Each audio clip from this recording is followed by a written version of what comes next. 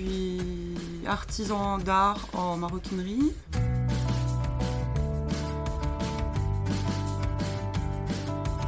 Là, c'est mon atelier boutique.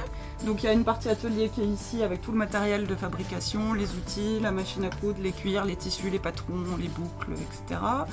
Et derrière vous, c'est la partie boutique où on retrouve les dernières fabrications, les modèles que je fabrique régulièrement et des nouveautés que je fabrique selon l'humeur du jour et selon les saisons.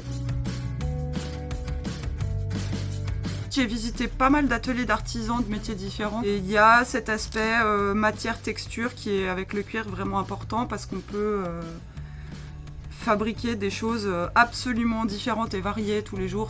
Il y a énormément de possibilités. Des portefeuilles, des ceintures, des sacs à main, des accessoires type pochettes, trousses, bourses, des bracelets.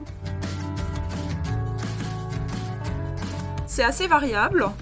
On va dire que ça va de moins d'1 heure pour une bourse ou un porte-clés à une dizaine d'heures en moyenne pour les sacs à main, jusqu'à parfois 40 heures pour une tunique médiévale ou pour un costume précis.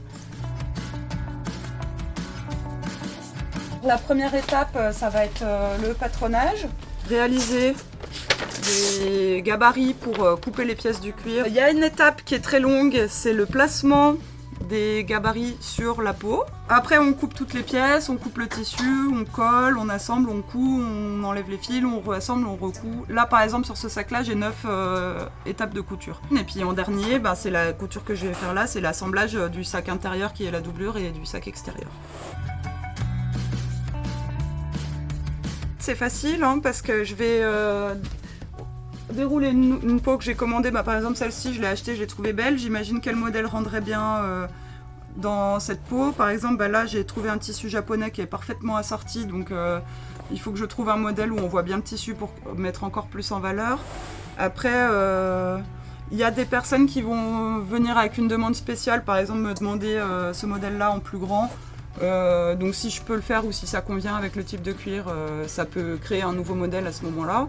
Si je vois que le modèle est sympa, je peux le reproduire ensuite en une autre couleur pour l'avoir dans ma boutique. Après, il y a des choses que j'ai imaginées. Il y a pas mal de dessins qui viennent de vieux bouquins ou de fouilles archéologiques ou de choses comme ça. Par exemple, ce motif-là, c'est un motif qui vient d'un bol en bronze qui date de 3000 avant Jésus-Christ. Privilégier le commerce local, ça fait de l'emploi en France, ça fait des sous qui rentrent dans les caisses de l'État, ça fait de la pollution en moins, du transport en moins, et puis ça fait bosser toutes les usines qu'il y a en France, tous les fabricants, ça fait moins de chômage. Pour moi, il n'y a que des avantages.